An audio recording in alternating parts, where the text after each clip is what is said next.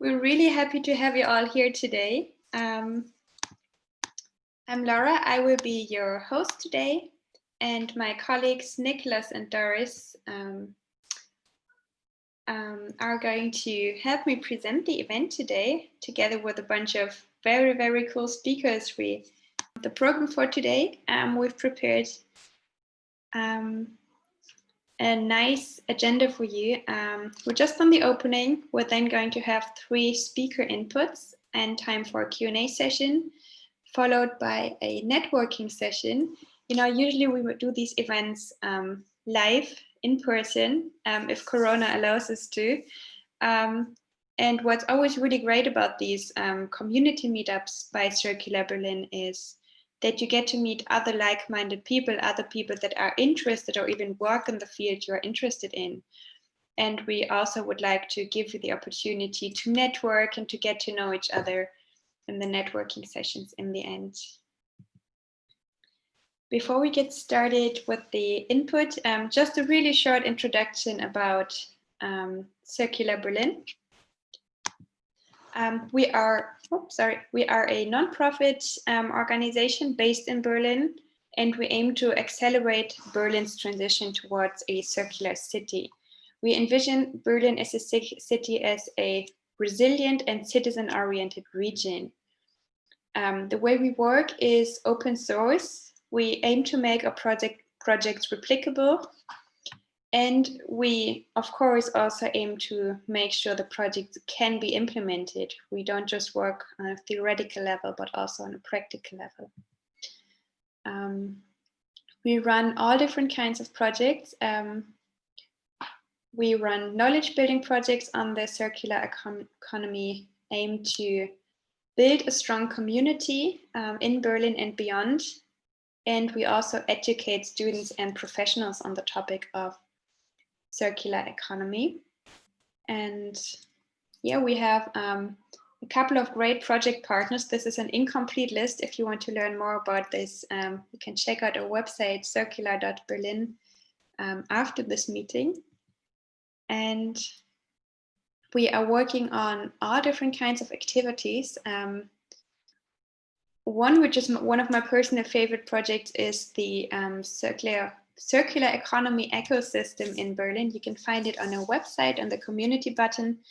And basically, if you are an organization or a company that is working towards or with the concept of circular economy, you can enter yourself as an actor of circular economy in Berlin and map yourself, see how you are connected with other stakeholders in Berlin, and also just check out the ecosystem to see who you could connect with and who is working towards the same goals as yourself. So far, we have 170 plus circular organizations mapped that are operating in Berlin, which is quite cool to see.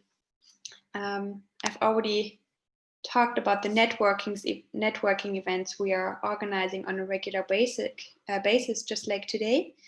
And something we are extra proud of is the zero waste concept we got to develop last year for the district of Friedrichshain-Kreuzberg in Berlin, which is now just in the process of being implemented and in the process of helping the district and helping its citizens to avoid waste and be more resourceful.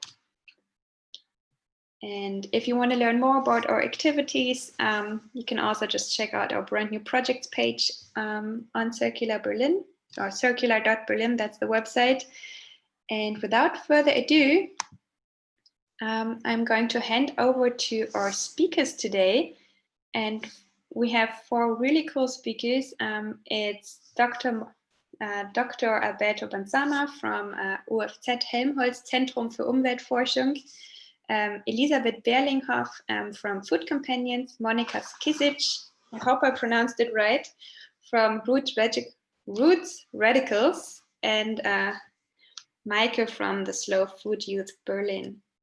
And without further ado, I'm handing over to Alberto, who is going to speak about how we can support the urban bioeconomy. Thank you, Laura. Okay, let's start then. Well, thank you, Laura. Thank you, colleagues, for inviting me. It's a very pleasant invitation. I wanted to start this workshop, this session, by introducing the concept of the urban bioeconomy, what we think that it should be, and how life cycle management can support it in order to achieve a sustainable development or a sustainable city concept. Many of you know about the circular economy, but what about bioeconomy? This is not so. This is a concept that not everybody is acquainted with. So I wanted to bring this. This is the last definition of the German government this year, and you can see that here bioeconomy is defined as the production, exploitation, and use of all types of biological resources, also the processes and systems that provide products, processes, and service across all economic sectors. This is a very broad definition, but the important thing is that the objective of the bioeconomy is to combine economy, ecology to ensure the more sustainable use of resources. That's the key issue. We have been working with the bioeconomy in the bioeconomy field, at least at UEPSET, and with the collaboration of the DBEPSET, the German Biomass Research Center, over the last 8 to 10 years. And we have been working on resources and to define what are the potentials, what can we use to which industrial applications, and how we can optimize these industrial systems. But what about the market and society? This is something that's still not clear, how we can connect here the last part of the puzzle in this whole innovation chain. And this is why we wanted to take a step back, see what have we learned over these last years in our experiences in the industrial side, and see what can we use for the urban bioeconomy. So what have we learned? Some messages. Well, first of all, bioeconomy, and also, by the way, circular economy is not per se sustainable. Not because we are using biological resources, we are going to establish a sustainable system out of them. We have great chances, for example, for climate protection, but also for further sustainability indicators, but only if we take not the individual companies or the individual technologies into consideration. We have to take into consideration the whole system that makes it more complex to work with. And of course, if you do work with technology development, you have to consider, even if you are a region, if you are a city, if you are a company, you have to consider an optimization not only within your own system limits, but also within a more complex network, and to think about coupling, cascade use orientation, so that the whole system is optimized. And in order to do that, we have to understand the system, in this case, the bioeconomy. And in order to recognize what are the opportunities that it brings in your region or in your country, and also the risks associated to that. So coming back to this previous slide, what do we do? How we define the processes, or how we can identify the processes actors, but most important of all, how can we manage the bioeconomy now within the city limits or within society and market? And this is why we have come up with this definition. um, More like a definition is how we are trying to adapt more standardized tools. And this, for example, in the case of you see here a slide on the urban metabolism, this can help us to do this. But before that, we have to have some considerations.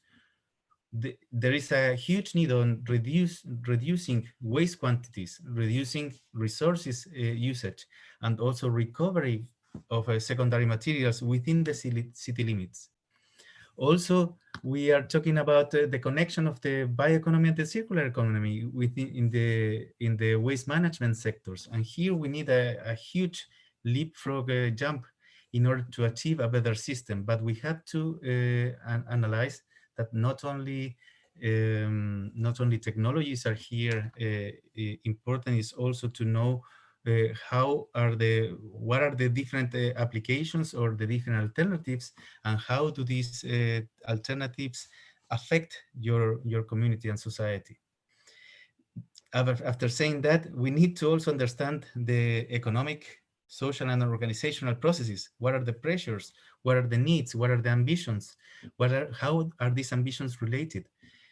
Only through this holistic context and this more complex thinking, we can actually understand how can we support the implementation of the bioeconomy, especially when we are defining the bioeconomy within the city.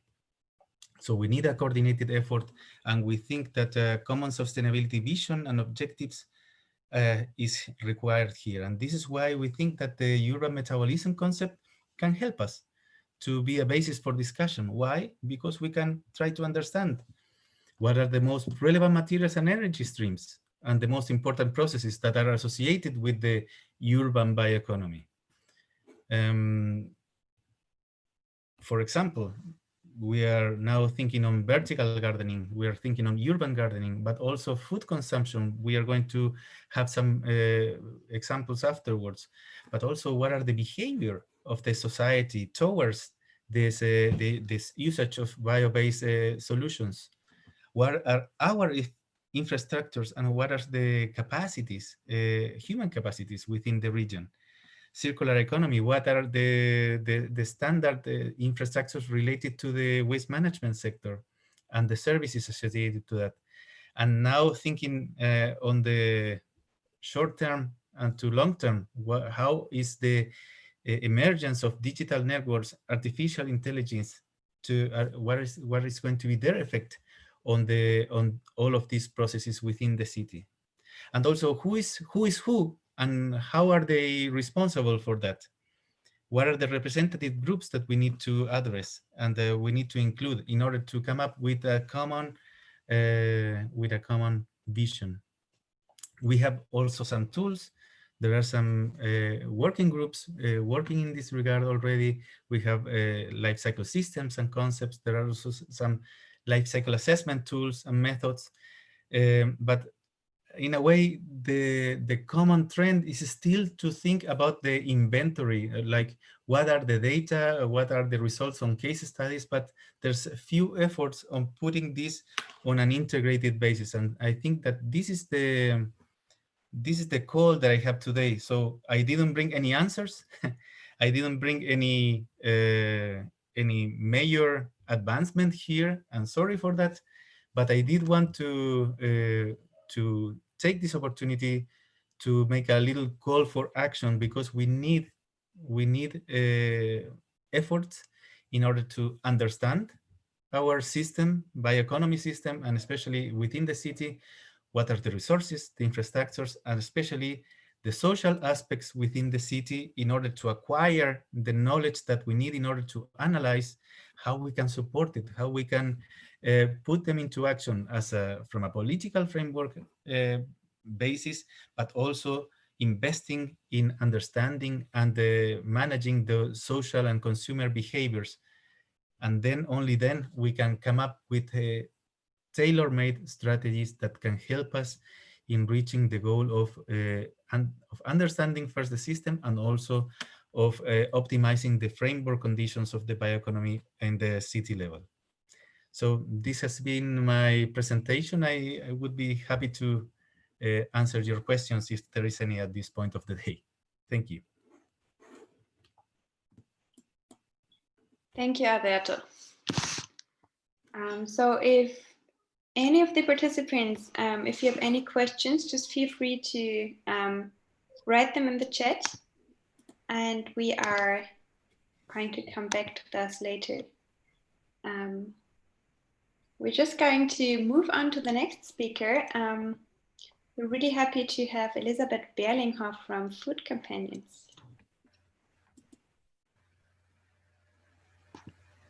Hi, everybody. Can you hear me? Yes. Perfect. So also, thank you very much for having me. I'm Elisabeth. I'm from the Food Companions, and today I want to go together with you into the future of the food system of Berlin and Brandenburg. But before we dive right in, let me tell you 2 words about who we are and what we do. We're the Food Companions, and we do research and design for sustainable food systems. So how this usually looks like, you can see here.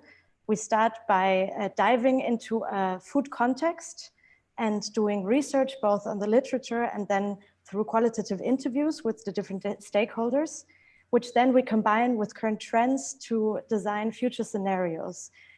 So possible futures or different directions that the future could go into that are actually possible to do. From this, we design the solutions that are needed to go to this future. And in certain projects, we also go into the implementation and the communication of these solutions. But I think it's best to understand what we do with an example. So I think our most known expertise field is the Mensa, the canteens.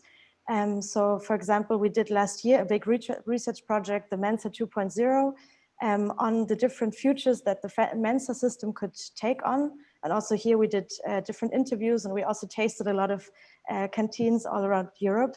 And here you can see the 4 different scenarios that the Mensa system could take on. And from this project, we're happy that actually a project in Berlin came out that you might know, which is the Kantine Zukunft, in which we're the official project partner. And it's a funded project by the Senate of Berlin. And the goal of this is that in the next 3 years, the canteens are going to be transformed up, or are going to be changed to a 60% content of the ingredients, but without raising the costs. So what that means is that actually the whole system has to be changed, and you cannot only do everything in the same way and substitute the ingredients. So this means changing the raw material, working more with regional and seasonal produce, and also especially training of the chefs. So, but today we want to talk about a future scenario of Berlin and Brandenburg. So why did we do this initiative now? I think all of us could experience in the last months that there were major crises of the food system, of the resilience of the food system. So we had the meat crisis, the crisis in the asparagus seasonal workers, and also I think on a very personal level, at least for my generation, it was the first time in our lives that we could see an empty supermarkets. And so we could see the connections of a global system and how this could affect our daily lives. So we thought that this is the perfect moment, a crisis, to take action and to dream of a common vision and to design together with different stakeholders a common vision of the future of Berlin and Brandenburg. So what we did, we started our research on Berlin and Brandenburg, and this image came up. And the main question that quite quickly formulated itself is how could an area like Brandenburg actually supply the food for a city, and a major city like Berlin? So we asked ourselves, how does a resilient food system look like in Berlin and Brandenburg? And how can it satisfy both the city and the countryside, which are quite opposed in this example, I would say. So this was our methodology. As usual, we started by researching on the status quo and collecting different challenges from the stakeholders and the participants of the webinar. Then in the webinar, we brainstormed together on these challenges. And then all of the participants wrote their own narrative of the future of Berlin and Brandenburg. And after the webinar, then we've synthesized these different scenarios. And now we're working on spreading the word about these possibilities. So to come into the content, we can see that in Berlin and Brandenburg, actually the framework, especially regarding climate change, is far from ideal. We have very sandy soils in the area of Brandenburg and one of the highest drought rates in Germany. And at the same time, a current agricultural practice which leads to a lot of environmental damage, especially because it's still very much based on animal feed and also energy crops. So we have a lot of wheat and maize, for example, on the areas. At the same time, there is especially a lack in the vegetables to supply for the diet of Berlin. And there's been a study that showed that actually the average diet of a person from Berlin is using too many resources for Brandenburg to supply. And of course, we all know that there's a high price pressure on the different farmers. Then on the right side, we can see, sorry, this maybe is annoying. You can see that the challenges we collected from the participants. So we can see that there's a huge need for actually bundling all of the initiatives to a common vision, because you know that there's already a lot of initiatives in Berlin. And if we look at the local value chain, there's a gap of the local processing, which is actually needed in order to connect local farmers with the final customers in Berlin. And there's also a big need for real commitment in planning together what will go on the fields of Brandenburg in order to develop a regional supply. And in the end, we need more transparency in order to create the value of the food amongst the customers and a bigger understanding of what it means to produce food. So next, I want to invite, well, first of all, sorry, these were the 3 questions that we synthesized from the different challenges we saw in Berlin and Brandenburg, and these were the ones that we brainstormed on during the session. So first of all, how can the gastronomy in Berlin promote sustainable supply chains and land use? How will food actually get from farmer to customer in 15 years? And which new jobs will exist in the food system of Berlin and Brandenburg? But now, to present you the results of our session, I would like to invite you to arrive in the room where you are, maybe feel your feet, close your eyes, and travel with me to Berlin, Brandenburg in 2035. I'm going to read you a newspaper article from the 6th of June, 2035. Looking back, the crisis 15 years ago seems like a moment of change that laid the foundations for many elements of today's food system. Today, hardly anyone can imagine how intransparent the food system was 15 years ago. The people of the city have finally recognized the high importance of food for the landscape. There is now a smooth transition between what used to be referred to separately as Berlin and Brandenburg. The city has continued to grow. Many people have decided to move to the countryside. On the former coal mines, wine is growing. At the periphery today, there are various so-called food points. These food points are transshipment points for products and farmers from the region, but also food craft hubs that offer spaces for consumers to get to know and experience the different processes. These food points are organized cooperatively by traders, cooks, food artisans, and farmers. And there, the cultivation plans are planned together for the coming year. Cooks can learn about agricultural topics and trainees can do internships. From these food points, the cultivated products from local sustainable agriculture go bundled into the city, where they are brought to the various distribution points. Gastronomes already know what they're getting this week because that was decided together the previous year with the colleagues from the public canteens and farmers from Brandenburg. This week, there's a lot of beetroot on all of the menus in the city. Because of the heavy rain, they had to leave the ground quickly. So this was just a little sample of the works that we did. And I hope it inspired you to think about a future and how it could look like in Berlin and Brandenburg. And I'm happy to speak about your ideas later on. Thank you very much. Thank you. Thank you very much, especially for the very positive outlook on 2035. I hope you make it happen, or we all make it happen. Me too. Before we're moving on to the next speaker, I'm going to hand over to Nicholas, who has prepared a fun activity for all of us to participate in.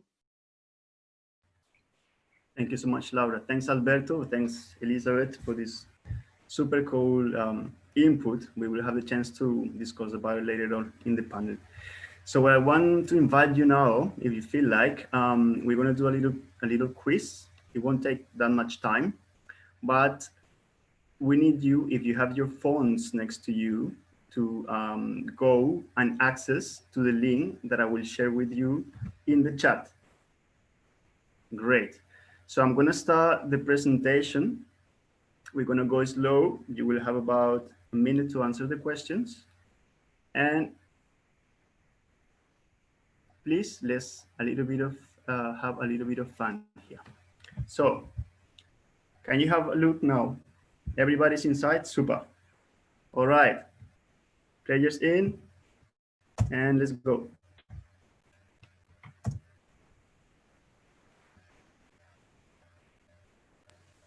Nicholas, would you like to share your screen already so we can see the code again? Okay, you cannot see it. There we go. Is there? Yes, thank you. Thank you. All right.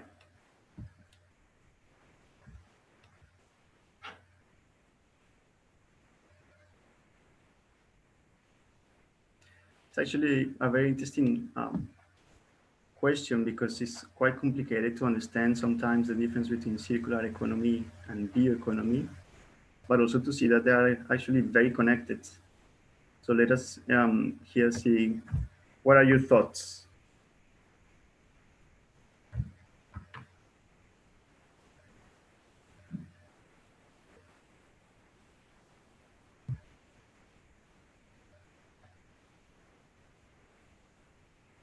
Okay.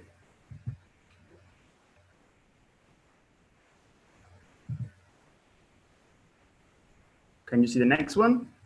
In one word, what benefit can circular economy bring for the food sector?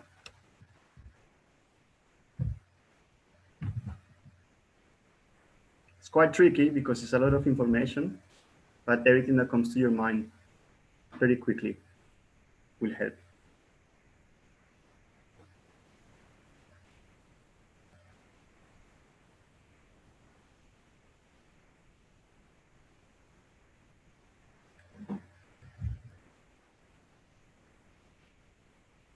Okay, I cannot see any words coming.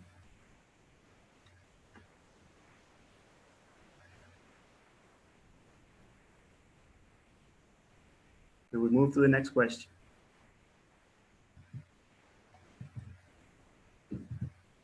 All right.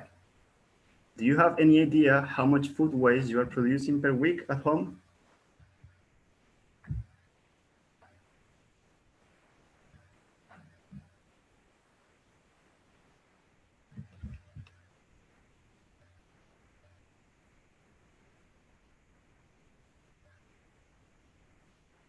Well, this is very interesting to see. I guess people who produce more than 5 kilograms cook a lot at home, which is pretty good. Keep doing it. Less than one, I guess eating outside is the preferences, but maybe not. Maybe there's not a right indication of how much food waste we produce. It's also very difficult to estimate it because we do not measure it every day. But it's important to consider that this food waste has a huge repercussion, and this is when we started talking about circular economy and bioeconomy, not only in the household, but also in the gastronomy sector. Thanks for your answers. Okay.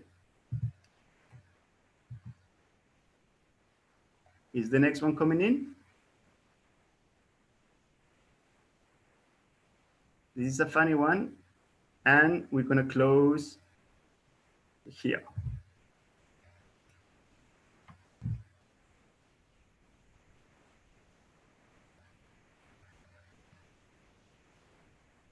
I guess we all eat peanuts, but we have no idea how they actually look when they're harvested. Like many other products, we go to the market, we quickly check what are the offers. Maybe for those who can buy bio, then that's kind of like a good understanding. And then we stop thinking about our products. So that was the idea behind this question, to actually think what's happening and what are the byproducts after harvesting and how much is lost. But I guess nobody have seen one of these nice green and fluffy peanut plants.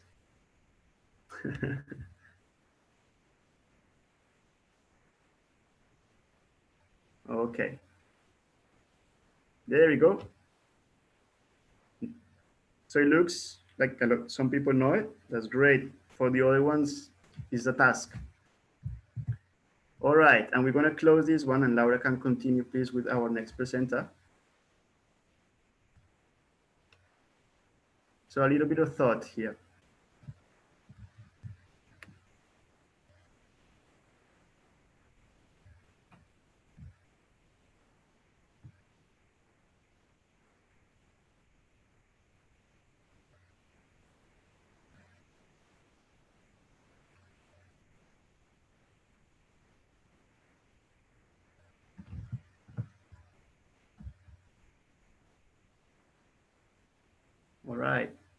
it's quite complicated. I think it depends always on the awareness of the person. Not everybody has the time to do it, but this is what we're trying to point to with this kind of knowledge exchange, to figure out that our choices are very important to contribute to a better and sustainable food system. So let's see what will be the answers.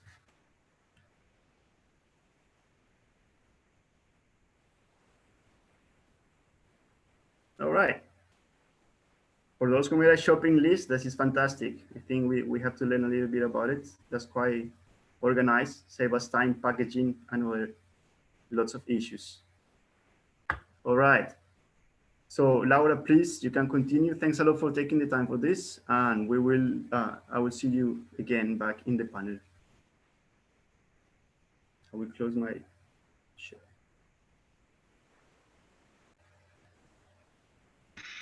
Thank you, Nicholas, for the quiz, and I hope you all had some fun and learned something. I'm happy to announce our next speaker, who is, need to look at my cheat sheet, Maike from Slow Food. Yeah, hi everyone, and thanks for having me. I'm going to try and share my presentation. Yeah, thanks everyone for being here, and thank you to Circular Berlin for inviting me.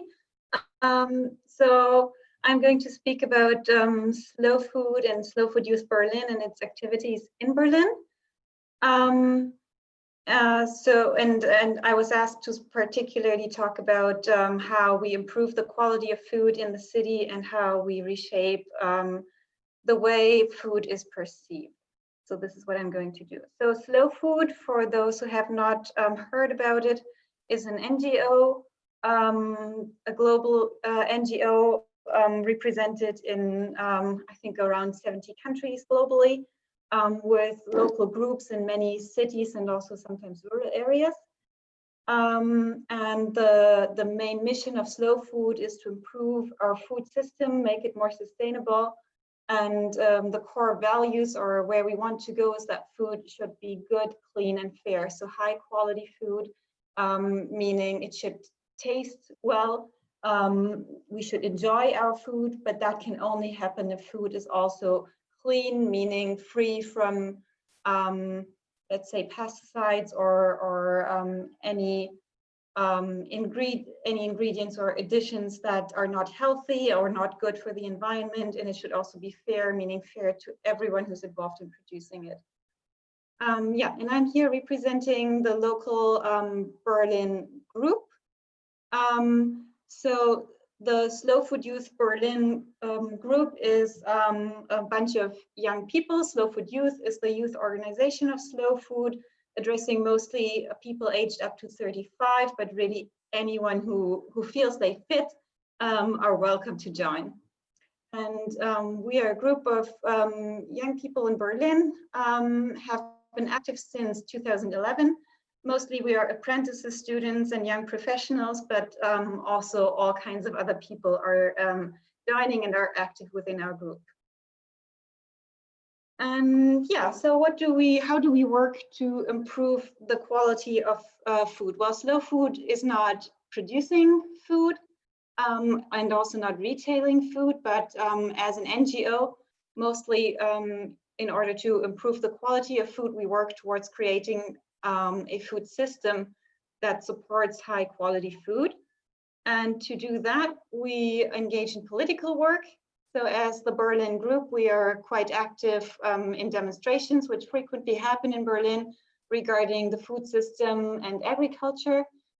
This is a picture from the Wir haben satt demonstration, which happens every year in January. It is pretty big, but we're also at other demonstrations.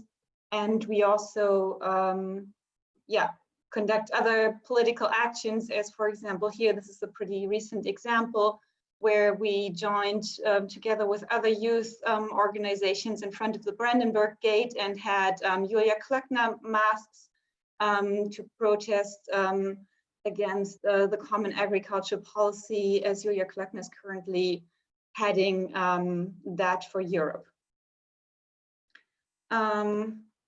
Yeah, then another way how we try to improve the quality of food in Berlin is by supporting local food producers who are working according to slow food criteria of good, clean, and fair, and who we think are worth supporting. And for example, every year we are at Rixdorfer Weihnachtsmarkt, which is a Christmas fair in Neukölln. And we sell, among other things, products from local producers who we want to support. For example, we usually sell salami from Stolze Kuh, which is a farm in Brandenburg run by young people who do natural stockmanship and basically the most sustainable dairy and meat production that we know of really around here. So we were selling their products, and we were also selling honey by a member of our group. And in the same way, we also had a taste at home box. So that was inspired by the Corona situation in March and April, when really we couldn't do much in real life. And so we organized a taste at home box where people could order, and that included products from local producers and retailers in Berlin who we wanted to support.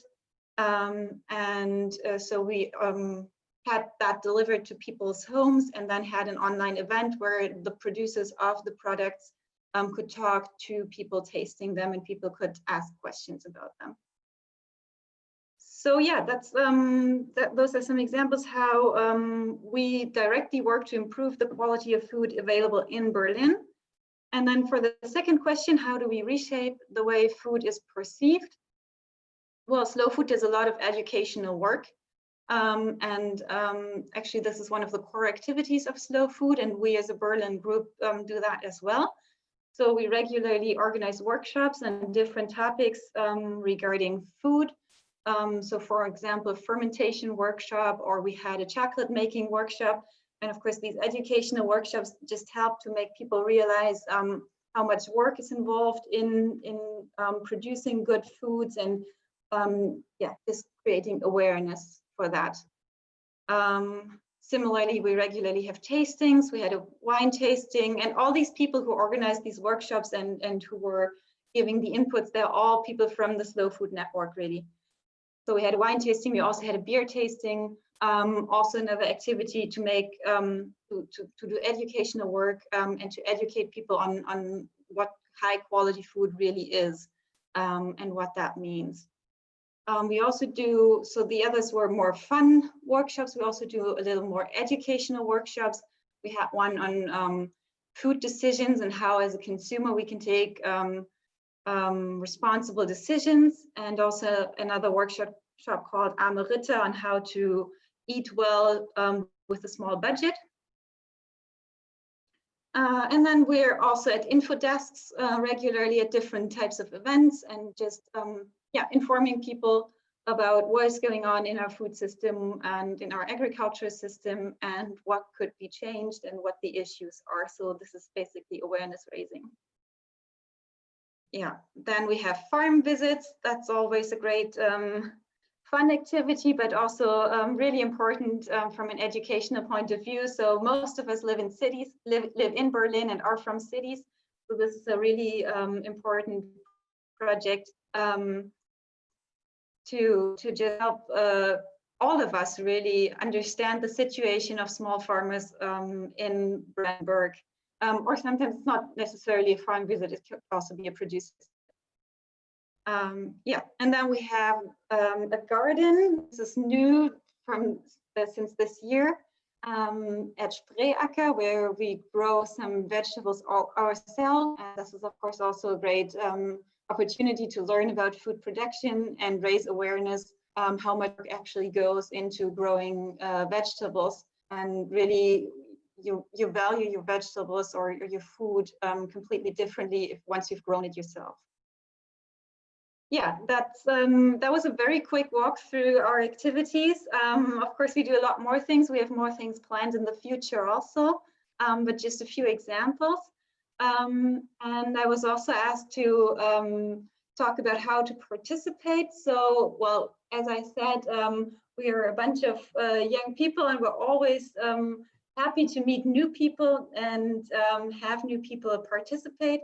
So we meet every first Wednesday of the month, and you're very welcome to just drop in and join for that. We have a different place where we meet a month, but the next meeting would actually be Wednesday next week, and that will be at Himmelbeet. But if you can't make it for that and want to join in the future, you can sign up for our newsletter or follow us on Facebook, and we will always tell you in advance where our next monthly meeting will be, or on Facebook you can see the event. And also, if you don't want to, so on these meetings, this is when we plan our activities, and we're always open for new ideas also. So if you have an idea, you want to do something in Berlin, come join us, suggest it, and we can do it together maybe. And also, if you just want to join our workshops, our excursions, or help with our political campaigns, same thing, sign up for our newsletter, follow us on Facebook, follow us on Instagram, and you will see what we are doing. On Instagram, it's more, I think, a bit of a hindsight. So this is maybe not the perfect channel to know in advance what we're going to do, but definitely do follow us there to see impressions of what we were up to. And yeah, if you're wondering how to sign up, there's our email address, youthberlin@slowfood.de. You can just write us an email and we'll sign you up. Yeah, that's it from my part. Thank you so much. Thank you, Michael, for the input.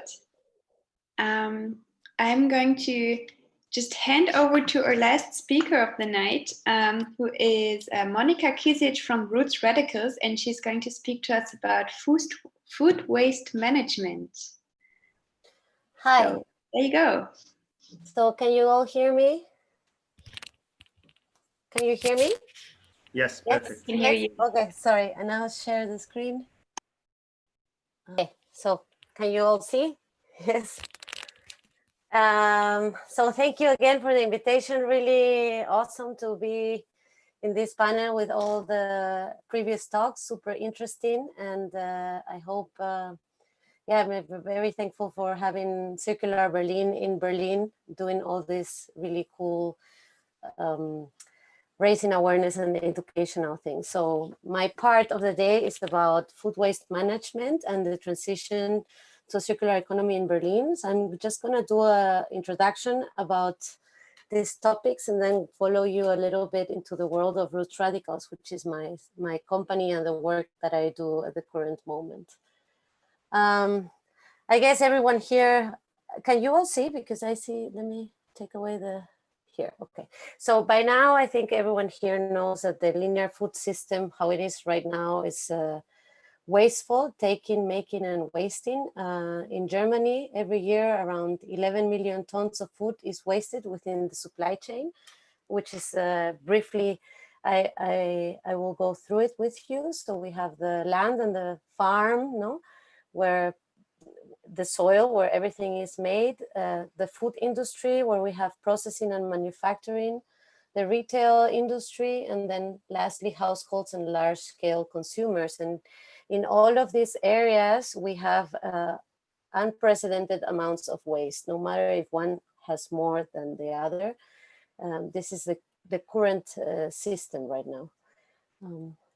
Oh, okay, so and then if we go and talk about waste management, one of the best ways to look at it is if we look at this inverted or this triangle here, where the most preferred is always waste prevention and the last is the safe disposal. And currently in cities, the most common management processes always focus on these last three. So recycling, recovery, and safe disposal. Berlin is the BSR, Berlin Stadtreinigung, and it's one of the largest in Europe. And it normally produces biogas from the organic waste and has many recycling plants in the city. It works quite efficiently, but still focusing on these last three. So if we go and talk a little bit about cities and we take this statement here from the Ellen MacArthur Foundation report, we see that by 2050, it is expected that approximately 80% of all food will be consumed in cities. This is huge, right? So we really need to change a bit the game in the way that it's been managed in waste and focus a bit more on the first two here, the waste prevention and the reuse. Cities are also quite important because they have a great influence on the future of the food system by being like very big think tanks of innovation. They also have great influence clearly in policy making and ensuring that food waste and byproducts can be used for other purposes. So this diagram here is the suggestive diagram that shows the idea system and circular economy, where we focus on sourcing food grown regenerative. Here I want to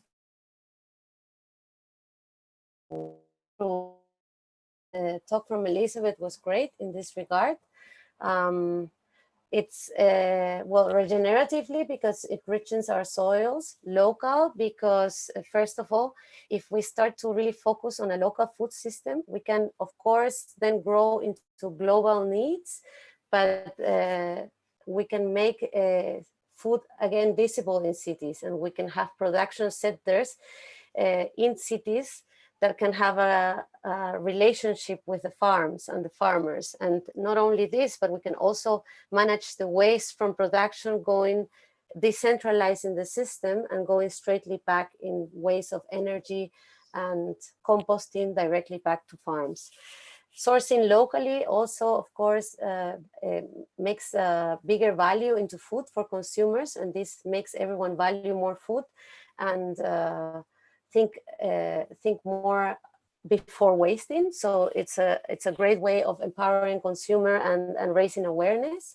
And ultimately, it also means less packaging, higher shelf life, more connection, and more nutrients, and more shelf life of the products.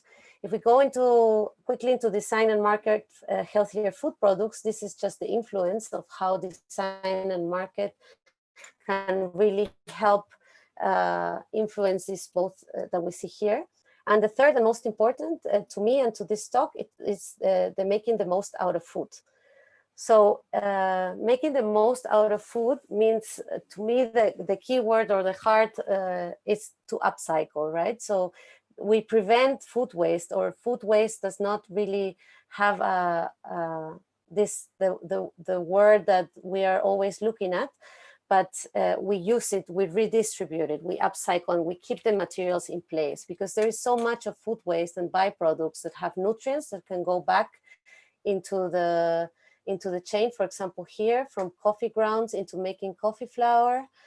And not only food, of course, you can also use byproducts and upcycle into making from food into textiles, for example. So just to, just to go a little bit of what is going on a little bit on this regard in Berlin and in regarding food waste management. We have Querfeld, for example, that works directly with food waste prevention and upcycling what's not wanted in the fields, or even what comes from imported. We have Rettergut, that it's another really cool initiative that works with product to create products that go into supermarkets, so in bigger scales. Food sharing that works really good in Berlin, and Restless Glücklich, which is more focused on education as well, and using food waste to make different educative and raise awareness. Berlin also has a great community gardens projects, which always keeps people connected in a way. And so if we go now to talk a little bit about roots radicals, and going back to everything that I was saying before, if we look at what we do, so roots radicals, we make food products, and what we do is food preserves. basically our heart is laid in upcycling. So we use different suppliers. At the present time, we work sometimes also with Querfeld and Spark, another supplier, and we want to also source regeneratively, but we source from the byproducts of, or the fruits and vegetables that are already discarded. And the second important thing about the way that we work is that we have a circular cooking concept. So any product that any fruit and vegetable that arrives to our kitchen is looked at to become a product, but every byproduct also becomes another product. So right now we have a variety of products. We have like 29 products. I'm also a chef, so I'm a very creative person, and I love to think of different ways of where things can go. But ultimately, what we want is to reduce or not even try not to even talk about waste, no? And like try to finish the waste management change at the level of even decentralizing it and bringing it back to the farm in this way of energy or composting. No? Our packaging is also clearly in glass as we want to foment a reusing and always going up the chain of this management. No? And so as an example that you can see here in this slide, if we take a cauliflower, it arrives at right now our production kitchen, envisioned to become what you see here, which is a cafe, which we also wanted to be a educational hub to raise awareness and give workshops and empower consumers ultimately into finding where their food is coming from. But right now the cauliflower arrives to our kitchen in Friedrichshain. And what we do is we turn it into a relish. No, we work a lot with fruit preserves and food preservation, precisely because we are talking about food waste prevention, avoiding food waste, but also because we find in preservation a sort of magical spell, you know, like I really feel that in ancient technique, there is a key to reconnect as well, right? If we try to ferment, if we start to make bread, if we start to find the way that the farm used to work, we kind of find pathways to reconnect. So we work a lot with preservation and culture to inspire our products. And from, for example, this relish, we have the cauliflower leaves left over, and from that we upcycle it into a kimchi. If we would have any trims, we could make cauliflower chips. And if you want to see some of the products that we have, this would be the cauliflower leaf kimchi. This here is tomato peels. We also use the seeds sometimes. So we have ketchup that we did a few months ago, but we also use tomato in, we have a vegetable bouillon and some other products. And it's about 50% or 40% of peels that normally is a byproduct that is wasted. And it actually contains lots of also nutrients and beneficial health characteristics for us. No? So what we do with this is that we dehydrate it, and then we preserve it with a little salt, and we have like a super delicious tomato seasoning that can be used again in your kitchen to cook. And as that, we have like a whole line of spices. So I don't know if you can see the mouse, but for example, this one is a lemon peel, gezuckert lemon peel in like Deutsch English, because we use sometimes lemon juice also for some products. So the peel, we candy it. Sometimes we also get the pure lemon and we ferment it. We have, we use baked garlic. And so with the baked garlic peels, we also have a baked garlic seasoning.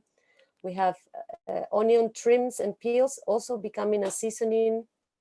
Hot sauces, we have tons of hot sauces, and after straining them, all of the residual, let's say, that you would normally not use, we dehydrate it as well, it becomes seasoning. Fermentation, as I said, and ancient techniques we use a lot.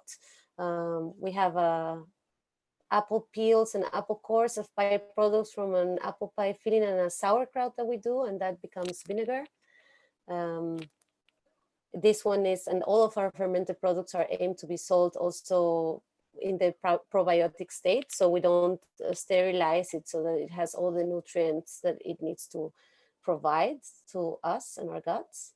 this would be the lemons that I was showing you or telling you about before. These are lemons that are actually discarded at the farm level because they have spots or clearly no idea why. And we sell them fermented, some of our fruit preserves.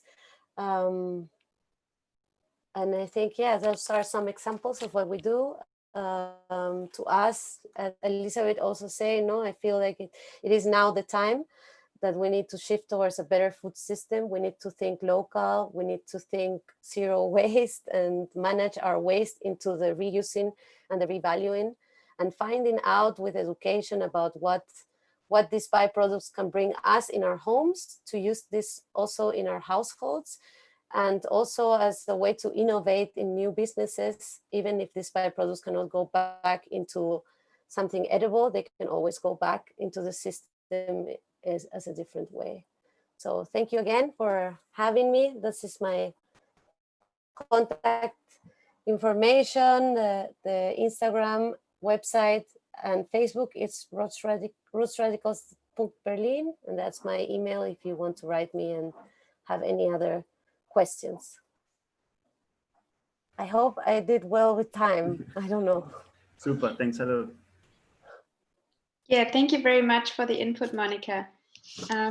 We still have some time, as I announced earlier. We've got time for a short Q&A now, and we've prepared a networking session to wrap up the day.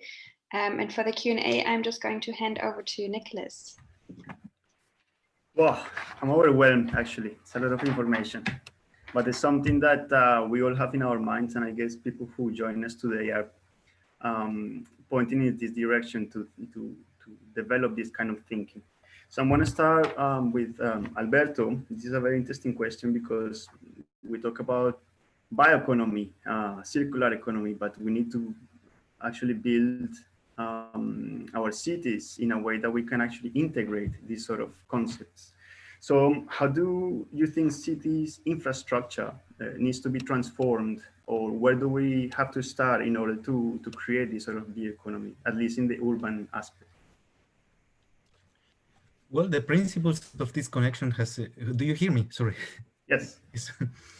The principle of such connection has been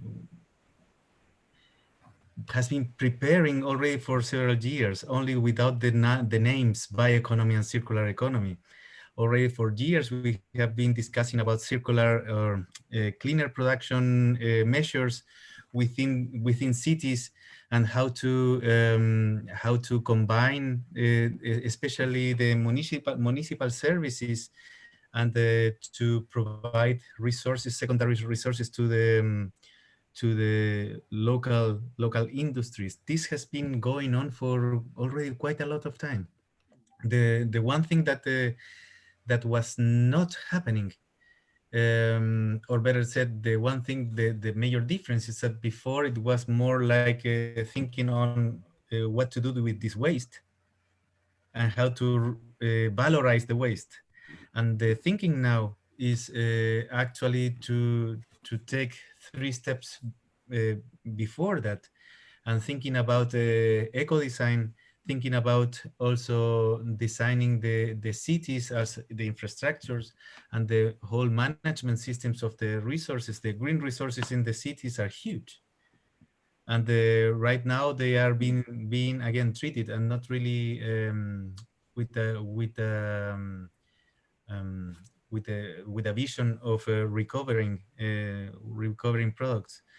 One major, Dina was asking one question here, more or less in this line. What have been some examples of the connecting the bioeconomy and the circular economy? And well, now we have biorefinery concepts that are trying to recover high value-added products out of the sewage systems in the municipal systems. Previously, this was meant first only as a sink, then afterwards to recover biogas, electricity. Now we are thinking about high value-added products, chemicals, and how to put those things in the market. Monica was showing also some examples of how to reuse food waste. We are now assessing some leather substitutes out of fibers, exactly fruit waste fabrics or fibers that are converted into a product which is very much alike to leather and which can substitute it also with the tea leaves or for the production of the tea leaves.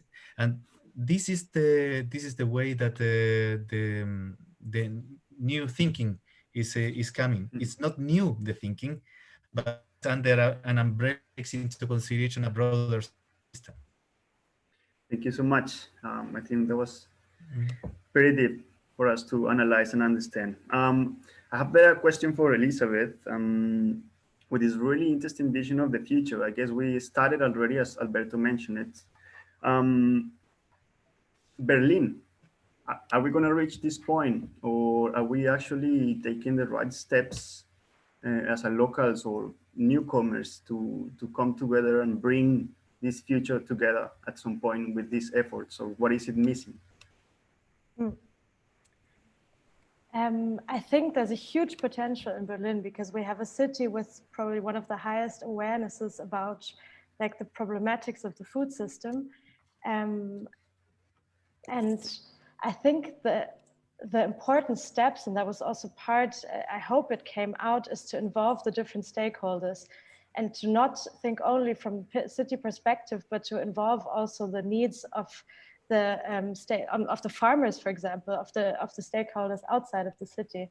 And I think like working together within this is kind of the biggest kind of topic right now, not to network and to reach these goals involving all of the different stakeholders' needs.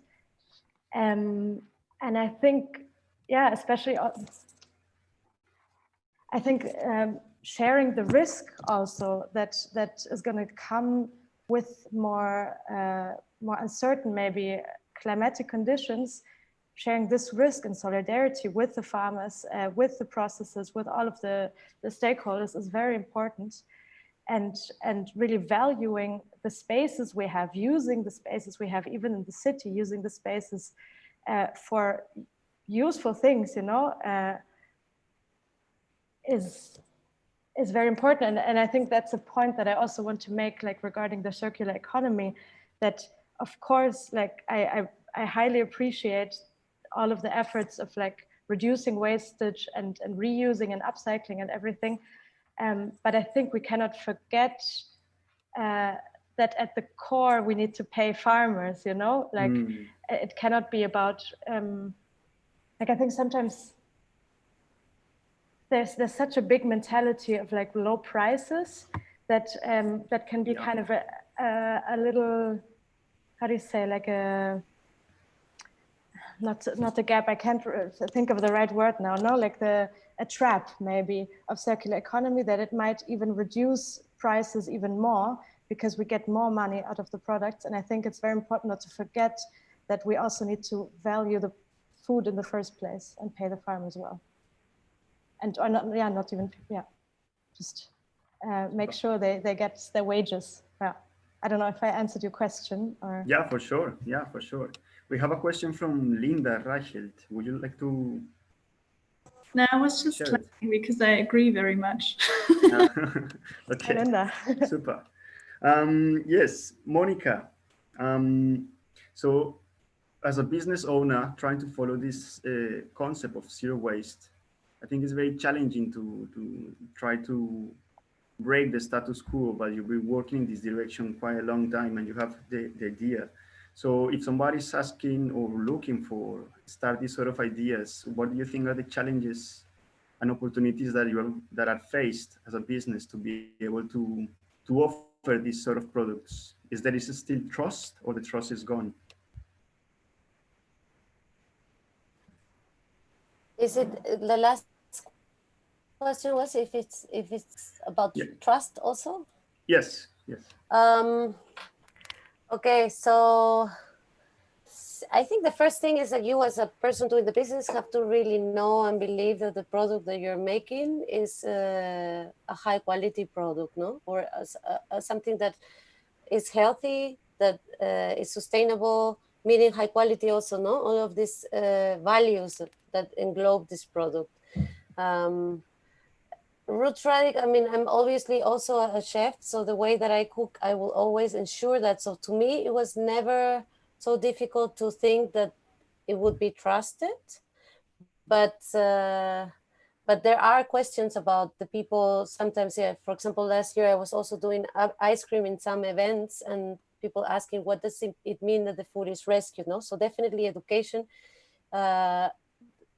to everyone to understand that when we talk about food waste, we're not only talking about wilted lettuce bags, but also so many things that can be lost in the transition from the farm to a production plant, no? And it's completely, it doesn't make any sense, no?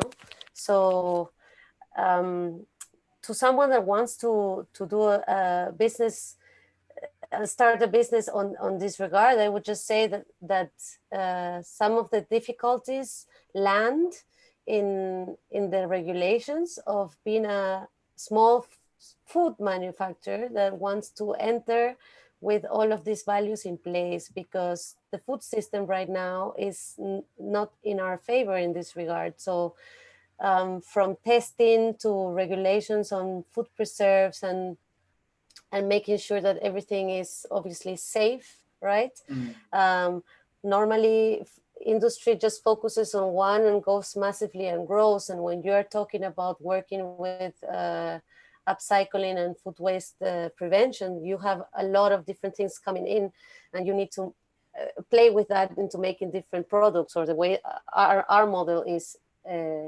So when it comes to that, then it's difficult, because a lot of people also always want, you know, like I've even talked to some suppliers that ask me, okay, what is your stock, you know? And our stock varies a lot as well, because it varies with obviously season, but also what we find, what there is, what we can play with, no? So there's a lot of small challenges in the way. I just find them interesting, and I think it's something that we all need to walk through to understand and then find proper ways.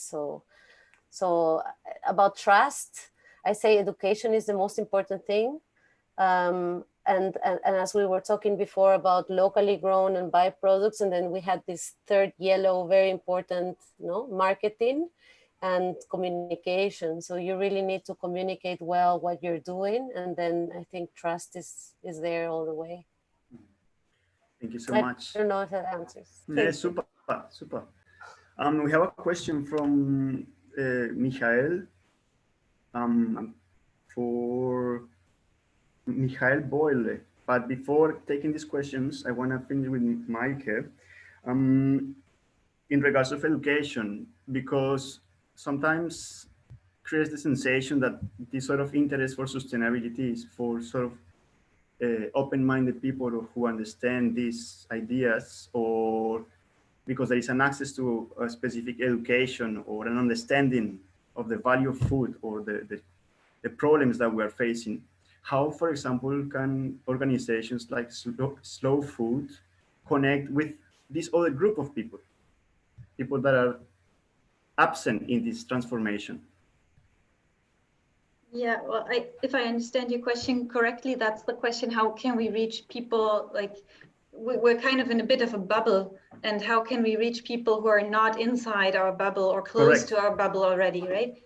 Yeah, well, this is a very important question for Slow Food and also for our local Berlin group that regularly pops up, because it is a problem that, of course, those people who already are aware tend to be attracted to events about food, and they want to learn more. But the ones that are not already aware of certain topics are the ones that we really would like to reach, obviously. And I don't think we have the perfect solution for this yet, but we are working on this. And for example, I mentioned earlier in my presentation that Amerita workshop, which was on how to eat well with a low budget. So that actually came exactly from that question, that we were wondering how to reach a new group of people and a new target group. And we basically identified as one target group people with a lower budget, because normally people with a higher budget are more likely to buy organic products or locally grown products anyways. And one of the most common arguments also against buying, let's say, organic or local or directly from small producers is that it is too expensive. And so we did this workshop and specifically addressed people who are not within our bubble to join, and had the actually for the low budget. So how to define a low budget? We had the hard sphere, so the unemployment welfare money that you receive in Germany as kind of the limit. So that was €5 for a day, right, for food. And so we cooked a menu with this limit in mind. And I think that worked quite well, but it also was a lot of work. So in fact, that was one of these things that we were able to do because funding popped up. And then we had one of our members do it kind of semi-professionally. Normally, everything we do is volunteer work. And so for this thing, we did not entirely rely on volunteer work. And then we were able to come up with the resources that it took to reach out and reach people who are not, within our newsletter already. So that was quite a bit of work. And other than that, I think another and more easy way how we do this, I mentioned the information booths that we have, and also the booths at the Christmas fair. I think this is also a good way. It depends, of course, a lot on the event where you have the booth. But I think the Christmas fair, for example, it is a place that attracts a very diverse population. And we usually offer the products that we're selling. We're not just selling them, we also talk about them. We explain to people why we have specifically that salami and what we like about the farm and why it's important what that farm is doing. And we hand out little bits to taste. And usually that really helps to get into conversations with people. And I find also into conversations with people who are not usually within our bubble. Wow, super. A lot to do. We have a question from, thanks a lot, Maike. Thanks a lot, everybody. I have a question from Michael Boyle. Actually, there's a few questions from him. Where does most food in Berlin come from? Who would like to? Okay, there you go. Elizabeth, please. I want to answer, not because I know the answer, but I think it refers to what I was speaking about. I don't know of any statistics because that would actually break down the exact origins of the majority of food. And I do believe that this would be a highly complex study to do also, because if you imagine all the varieties of food that are sold in Berlin, it would be very interesting also for me. But from all I know, I'm pretty sure that the big and relevant streams go over the retail and the big like wholesale market, which is also, I think, a big problem that we're facing. Now that we have the centralization of the flow of food, and which makes those who have the lowest prices and the best quality kind of win the market, no? I mean, yeah, this is obvious maybe. But I think, yes, to reach a bigger resilience, we need to make sure that these streams get more complex and many of them, no? And for the second question, if there's farmers cooperatives where the risk is shared, I think this is a very nice question. And of course there is. I think the most known and most perfect example of this would be the CSA model. But I think at the current moment, there is in Berlin quite some examples, but it's not on the overall picture a relevant amount of food in the whole system, no? So I think for me, a very important question is, how is this model, where for those of you who don't know, this risk of what the season is going to do is actually shared by all of the people who get this yearly yearly ordering of the vegetables. How can we apply this kind of model of a shared responsibility also for the soil, for the climate, for the impact? How can we apply this to a bigger system, no? And in our workshop, we had quite a few participants also from the canteens in Berlin, and some who already tried this. So canteens that worked together with the farmer and said, okay, we promise you already, we're going to buy the whole produce that you're going to grow it for us. But they said it was not so easy, because what happens if it's a bad year and the harvest is really bad, and I already promised to give you this price, but it actually doesn't match what I need. So I think these are the kind of crucial questions that we need to talk about. And I think there should be money to get away this kind of risk. Sorry, that was a long No, answer. super. Actually, these are the questions that we can share now in the networking session. So you can leave a little bit of this great knowledge to share with us. So please, Laura, continue with us. Thank you everyone for your questions and your answers. And I know time is always way too short to ask all the questions and answer all the questions. Because we've promised you, we want to keep our promise. We would like to split you up into smaller groups for the next 5 minutes, just to give you a chance to at least meet some of your fellow webinar participants. And to help you get started the conversation, you could discuss what did you find the most interesting or maybe even surprising about the information you just heard, or maybe who are you and what do you do, the most obvious. And yeah, I'm going to split you up into smaller groups, and we meet each other for goodbyes and a few further information in 5 minutes right here. Thanks, Laura.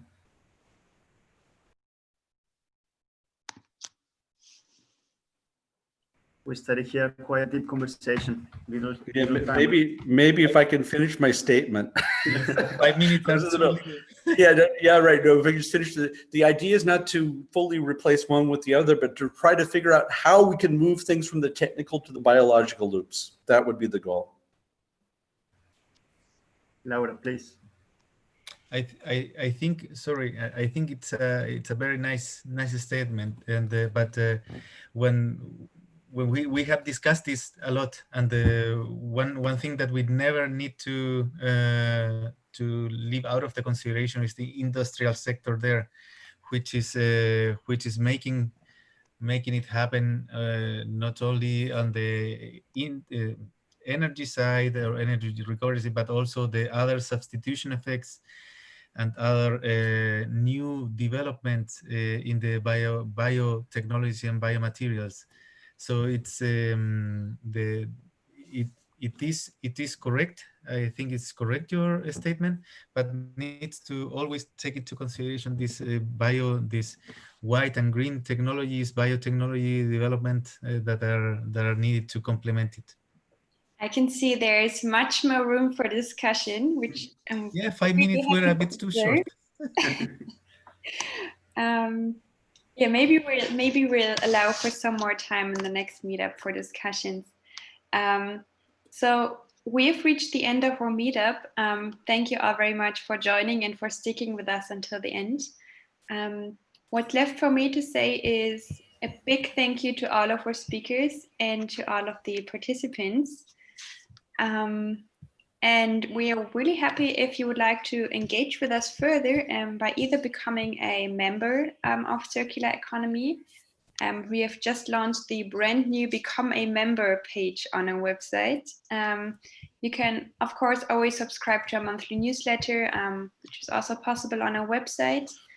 And follow us on social media so you always stay up to date about further meetups. We try to do them about every month and about our other activities.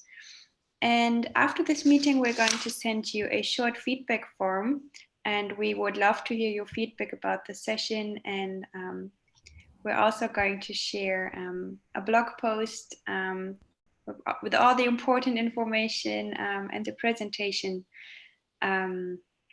afterwards on our website. And yeah, once again, thank you very much. We look forward to hear from you. Feel free to connect with us. Feel free to connect to the speakers. They have all shared their contact information. And have a great afternoon or a great evening already. Thank you so much, all of you, for your time. And I know it's quite difficult to get these things together, but thanks for sitting down in front of the screen in this really nice warm day. And we hope to see you soon in a future event where we can actually see each other and have very long and deep conversations. Yeah, I'm going to stay in this meeting room for another 5 minutes. So if you want to connect in the chat to exchange your contact data or so, you can do so. Sure. Thanks, Laura. Unfortunately, we will have to leave now, but I wanted to say thank you for this opportunity, and I hope we can meet in the